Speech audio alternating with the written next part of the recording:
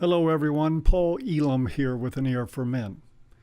The red pill journey involves men reimagining their identity and changing the narrative of their lives.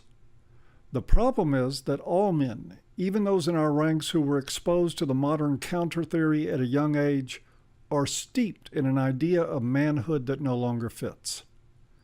From the well of history, we have images of men as the protectors of and providers for women, as the unpaid guard at the entrance to the cave, always pressured to prove their worth. Man is the iconic dragon slayer, standing between porcelain damsels and any harm the world may bring to them. That imagery, and the imagery of men as providers measured by their extravagance with women, has been burned into the Western male's consciousness for centuries, and it is alive and well in the modern discourse. Man up isn't just typical crowing from gynocentric conservatives. It is matched by identical shaming directives from the social justice crowd. Both camps advocate for men to just shut up and take it. Both are marching to the same drummer, and both are unconsciously parroting lines that were scripted for them by distant ancestors. A growing number of men have begun to reject this messaging. That's fantastic, but the question is, once you check out, where do you go? It may satisfy some to simply respond to that question with my own way, and that's fair enough. But for me, that would be noticeably lacking. Gynocentrism isn't the only narrative with a stranglehold on the lives of men. While challenging men's expected utility to women is a great start, it doesn't end there, because gynocentrism's control of men is matched by men's control of each other. Whether it is because of sexual selection or a range of other factors, men are born into a system of hierarchy which they are bound to as surely as they are bound to protecting and providing for women. Socially, we have come to describe roles in this hierarchy with labels from the Greek alphabet. Let's take a quick review of 3 descriptions of men for a point of reference. Of course, there is the alpha male, the top of the heap.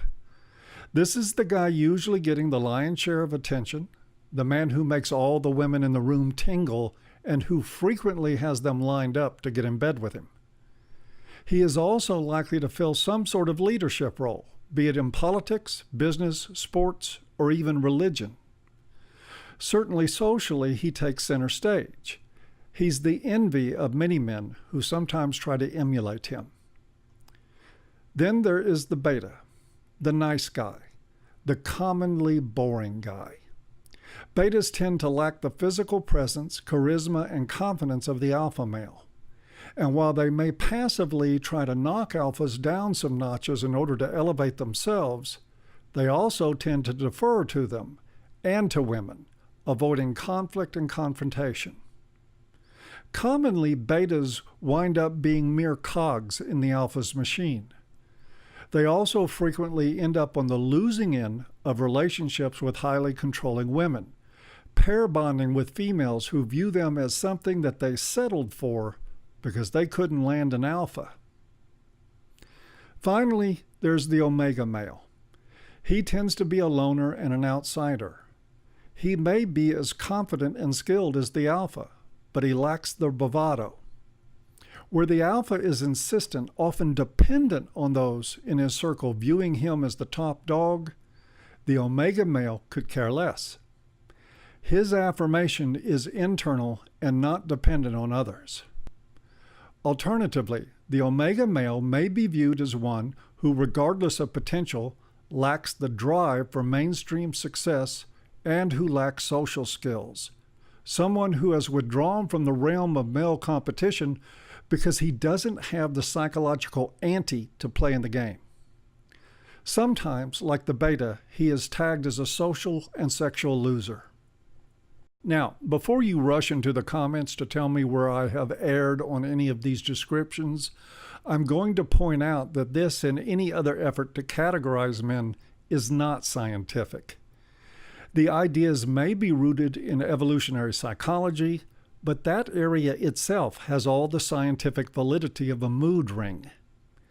And that's a good thing, because the idea here is not to help navigate or ascend in the male hierarchy.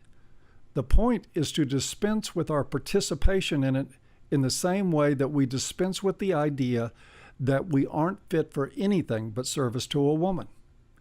In fact, an argument can be made that it may be hard to do one without doing the other. Sexual selection and male hierarchy are deeply intertwined. Male hierarchy may serve the culture in some ways, but it comes at an expense to men. Luckily, we have made enough progress that the game is now optional. The red pill man, at least in my interpretation of what that means, has little use for such antiquated means of self-measurement or the overbearing weight of group consensus that hierarchy involves. It is not because he can't compete in the male rat race, but because he doesn't want to, because it does not serve him to do so.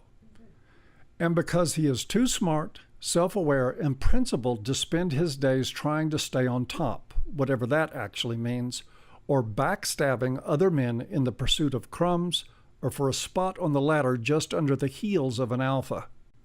The trick, just as it is with shedding gynocentrism, is in overcoming the narrative. People live by stories. In fact, as my associate Peter Wright has said, they die without them. Without some sort of story, a human being has no framework at all to define their existence. That makes it very hard to break out of any narrative that we are born into and which has been hammered into our consciousness from a very young age. It's why white knights outnumber red pill men by millions to one and probably always will. Only a conscious, insightful person can tear apart the narrative of their birth and write a new script. And conscious, insightful people are the exception.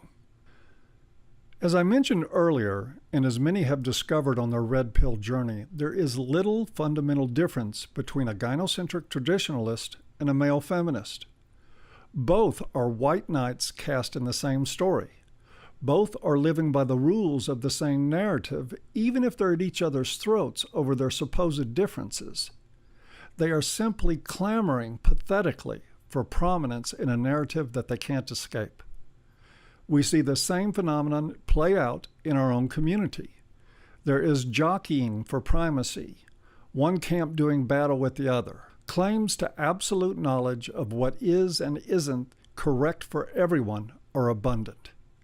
There are major battles and rifts over points that can never be proven or disproven. The details and personalities involved in all this are not important.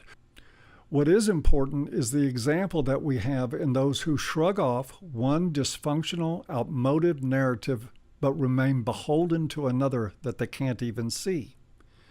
It is symptomatic of a half journey, the shrugging off the weight of gynocentrism, yet still operating in the male hierarchy that gave birth to it and maintains it.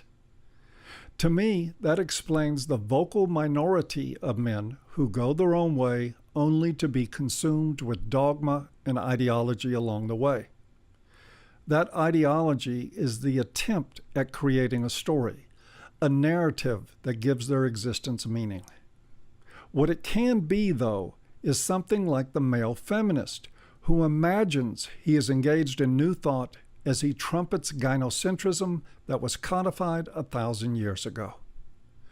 I see the same in men who claim absolute knowledge of what anyone else's path should be.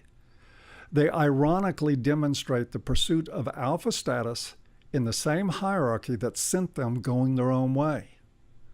I am not suggesting any or all of this is absolute truth or empiricism, just the opposite. I find that looking at this with an ideological lens is the best way to miss the point. I covered some of this 6 years ago when introducing the concept of the Zeta male in one of my first major essays. There's a link in the low bar. If I were holding an editor's pen right now, I would redline a good bit of that essay. What I would leave, however, is the conclusion that many men can benefit from a model of manhood that stands independent of the hierarchy, that recognizes that competing with other men for primacy and power is an act that forces an indelible sense of inadequacy on everyone in the game. That includes alphas. History is full of very powerful and accomplished men with deep-seated insecurities. That is the price of a life guided by group consensus and constant competition with no finish line. Like romantic love, gendered inadequacy is totally, completely manufactured. There is no truth to it. It is just a fiat currency with real-life consequences for those who buy into it. And the sad fact is that nearly everyone buys into it. The challenge of the red pill journey for many men is to find a better place in the world by putting themselves in the middle of a new narrative as the protagonist of their own biographical fiction. Emerson said, "To be yourself in a world that is constantly trying to make you something else is the greatest accomplishment." Now there's an understatement, both in the difficulty of the task and the worthiness of pursuing it. Doing that is much more complicated than just forming a group consensus around where you don't want to be. And getting where you want to be, if you can summon the courage to imagine something better than where you are, isn't a 3 easy steps proposition. There is no template and no clear model that has ever applied to more than one man. It is an individual path that every man must carve for himself, but there are some basics that can help. It's important to remember as we start to explore those basics that a complete and total escape from male hierarchy is as impossible as a complete and total escape from gynocentrism. We can, however, detach from both enough to greatly enhance the quality of life. I'll be talking more about that in future videos right after I take the next week off to speak at ICMI 16 in London. Meanwhile, please like and share this video with a friend, subscribe to the channel, and if you really like the work, please visit the Patreon page and toss a small pledge in the tip jar. I hope you've enjoyed this talk, even if you haven't, and we'll see you next time.